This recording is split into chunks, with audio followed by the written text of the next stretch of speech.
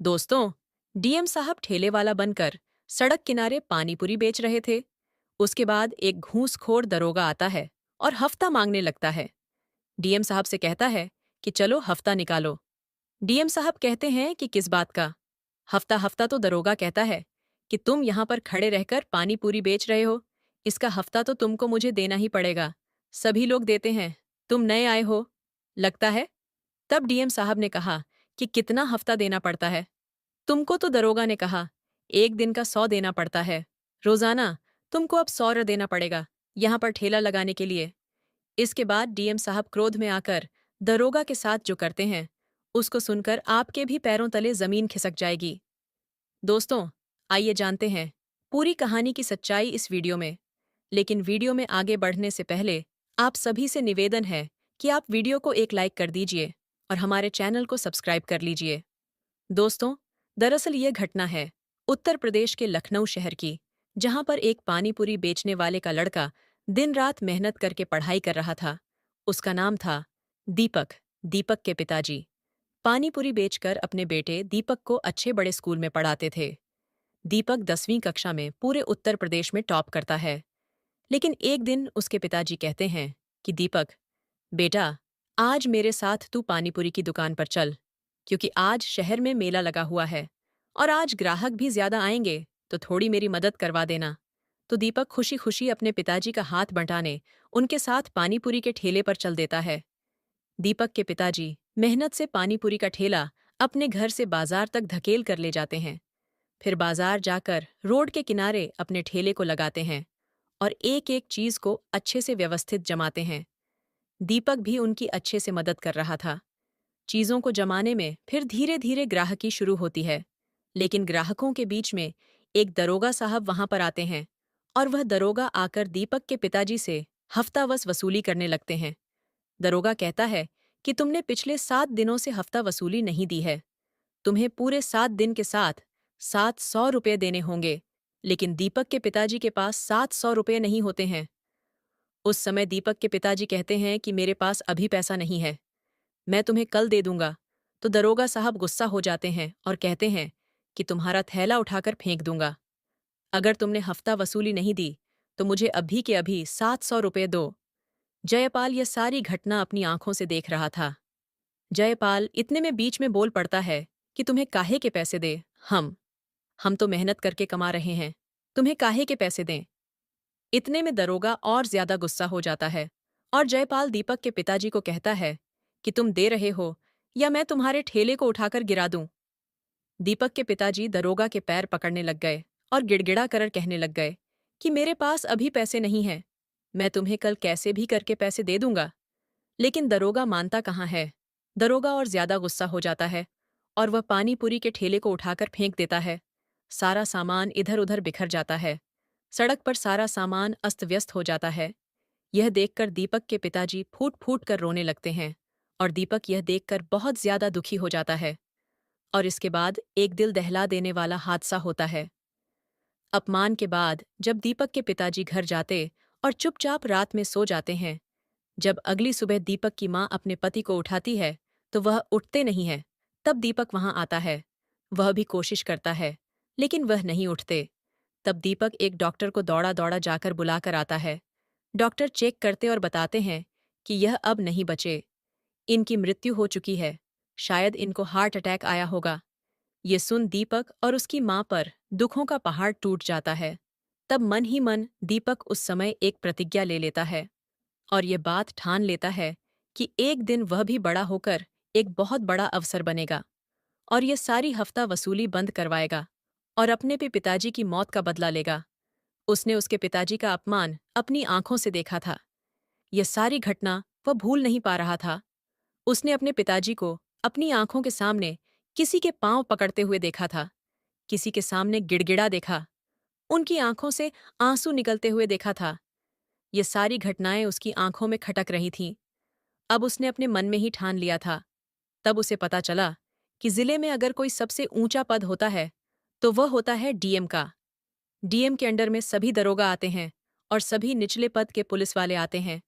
DM को एक अच्छा बड़ा बंगला मिलता है, रहने के लिए नौकर चाकर मिलते हैं। डीएम के पास पावर होती है कि वह किस दरोगा के साथ क्या करें। और जब यह सब कुछ जान लेता है तो दीपक मन में ठान लेता है कि अब वह डीएम ही बनेगा। इसके बाद वह और जानकारी हासिल करता है और तब उसे पता चलता है कि डीएम बनने के लिए यूपीएसएससी की परीक्षा देना पड़ती है, जो बहुत ज्यादा कठिन होती है।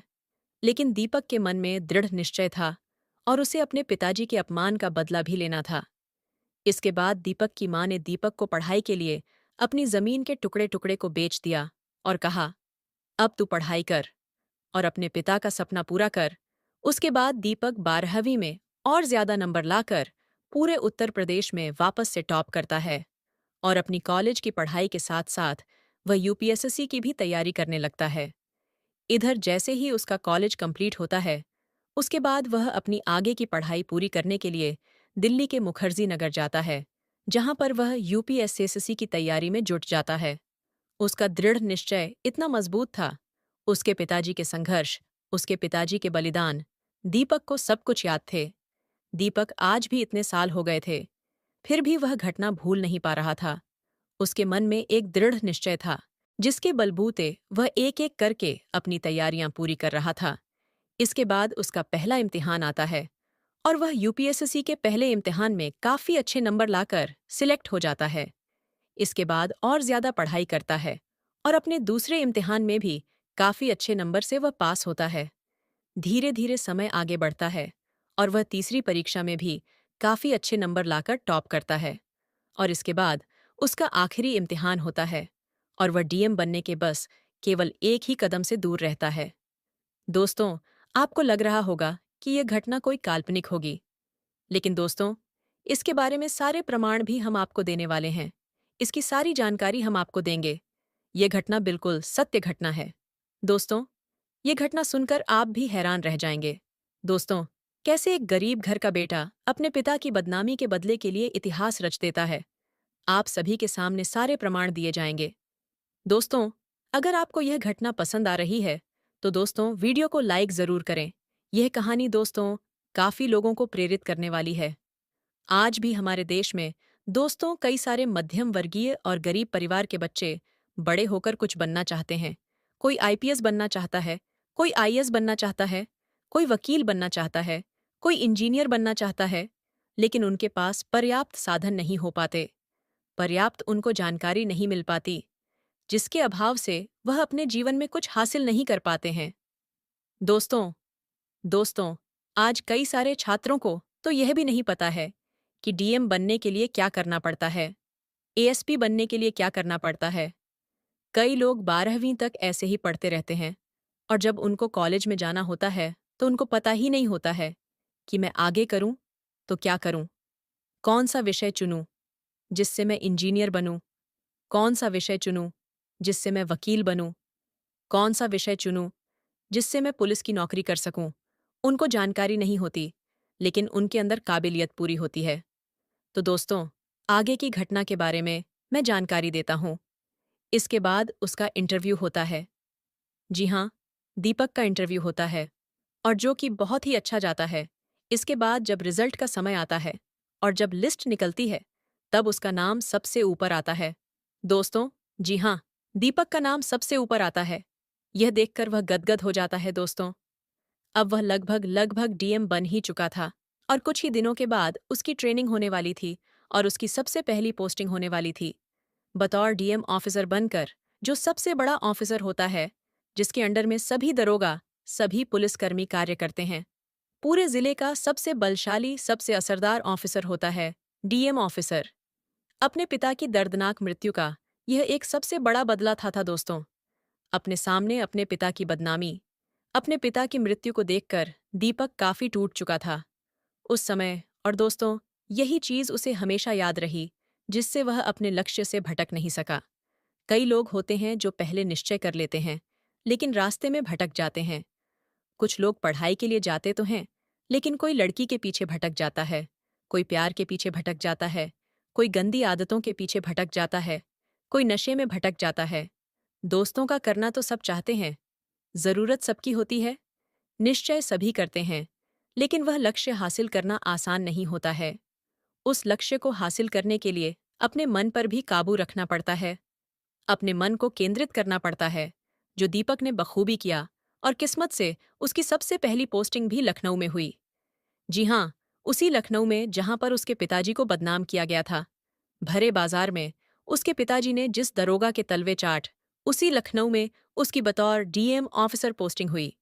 दीपक की माँ अपने बेटे को डीएम बनकर देखते हुए बहुत खुश थी, क्योंकि दीपक के पिताजी जाते जाते अपने बेटे से कह गए थे कि बेटा, अपने जीवन में इतना बड़ा व्यक्ति बन जाना, इतना बड़ा अधिकारी बन जाना कि एक दिन तू इस दरोगा के सारे घमंड को चकनाचूर कर सके। और आज वह दिन आ चुका था। लखनऊ में दीपक की डीएम के पद पर पोस्टिंग होती है, जहां पर उसको सभी चीज बता दी जाती है। दीपक डीएम बनते ही अपने कार्यभार को संभालता है। अब सबसे पहले डीएम बनकर वह अपना एक काम करने जाता है, और वह सभी दुकानदारों, ठेले वालों के पास जा जाकर उनसे बात करता है। उनसे उनके हाल पूछता है कि क्या आज भी वह हफ्ता वसूली दे रहे हैं। किसी को तब जानकारी मिलती है कि आज भी वही दरोगा जो 6 साल पहले यहाँ पर वसूली कर रहा था, आज भी वही दरोगा वसूली कर रहा है। रोजाना 100 रुपया हफ्ता वसूली के देना पड़ता है। दरोगा सप्ताह में एक बार आता है, पूरे सप्ताह के 700 रुपये एक दुकान से लेकर जाता है। यह सुन डीएम साहब के अंदर बदले की भावना और ज्यादा खतरनाक रूप से जाग जाती है। इसके बाद डीएम साहब मन ही मन ठान लेते हैं कि अब दरोगा को रंगे हाथों पकड़ना है और उसका ऐसा हिसाब बराबर करना है जो वह और उसके जैसे कई सारे घूसखोर दरोगा हमेशा याद रखें। इसके बाद दीपक एक योजना बनाता है, और उस योजना में डीएम दीपक अपना भेष बदलकर एक पानीपुरी का ठेला लगाकर वहीं रोड पर पहुंचते हैं, जहां पर करीब 6 सालों के पहले दीपक की आंखों के सामने उसके पिताजी का अपमान किया गया था, और उस अपमान के चलते उनको हार्ट अटैक से अपनी जान गंवानी पड़ी। वहीं पर दीपक एक ठेला लगाकर पानीपुरी बेचने जाते हैं, और आज दरोगा साहब हफ्ता वसूली के लिए भी आने वाले थे, क्योंकि आज रविवार का दिन था और दरोगा रविवार के दिन ही हफ्ता वसूली करता था। कुछ देर डीएम साहब पानीपुरी बना बनाकर ग्राहकों को खिला रहे थे। इसके बाद वहां पर वही दरोगा जो 6 साल पहले हफ्ता वसूली के लिए दीपक के पिताजी के पास आया था, वही दरोगा आज दीपक के सामने वापस आकर खड़ा हुआ। दरोगा ने कहा, लाओ हफ्ता दे दो। तब डीएम दीपक ने कहा, किस बात का हफ्ता? तब दरोगा कहता है कि तुम यहां पर खड़े रहकर पानीपुरी का ठेला लगा रहे हो, रोजाना की हजारों रुपए में कमाई कर रहे हो, उसका हफ्ता तो तुमको देना पड़ेगा। तब दीपक कहता है, नहीं दूंगा, जो करना है कर लो। तब दरोगा कहता है, मैं तुम्हारा ठेला उठाकर फेंक दूंगा। अगर तुमने हफ्ता नहीं दिया तो तुम अनोखे हो, क्या यहां पर सभी हफ्ता देते हैं? तब दीपक कहता है, नहीं दूंगा, अगर फेंकना है तो फेंक कर दिखाओ, मैं भी देखता हूं तुम क्या करते हो। तब दरोगा को और ज्यादा गुस्सा आ जाता है। इतने में दरोगा पानीपुरी का ठेला पकड़कर उसे उल्टा करने ही वाला होता है कि दीपक दरोगा को एक जोरदार थप्पड़ जड़ देता है, और डीएम दीपक के सहयोगी दरोगा को पकड़ लेते हैं। उसके बाद डीएम दीपक अपने असली भेष में आते हैं और कहते हैं कि मुझे पहचाना। तब दरोगा समझ जाता है कि यह तो डीएम साहब है। बद दरोगा गिड़गिड़ा कर कहता है कि मुझे माफ कर दो डीएम साहब, मैं आपको समझ नहीं पाया, मुझे माफ कर दो, आज के बाद मैं ऐसा काम नहीं करूंगा। उसके बाद डीएम दीपक कहता है कि क्या तुम मुझे पहचानते हो? आज से 6 साल पहले इसी जगह पर तुमने मेरे पिताजी का ठेला गिराया था, उनको भरे बाजार में अपमानित किया था। तब दरोगा को वह घटना याद आ जाती है। दरोगा डीएम साहब के पैरों में गिड़गिड़ा कर माफी मांगने लगता है। तब दीपक को वह सारा सीन याद आता है, 6 साल पहले का, जब उसके पिताजी गिड़गिड़ाकर दरोगा के पैरों में रो रहे थे।